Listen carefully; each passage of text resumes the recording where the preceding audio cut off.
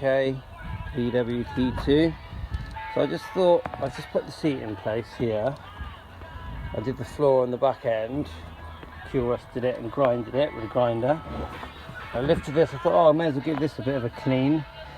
So I had to grind the surface rust back, but it was only surface rust. That looks like an old home from water or toilet or something. So I'm going to just put it on, so it will all go black.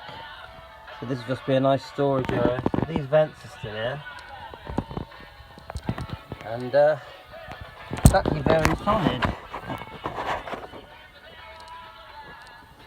So get right in there. Might be better than me actually. That's it. I'm going to clean it, give it a hoover, put it all back together. Job done in the VWT2 1970. I'm probably very dusty.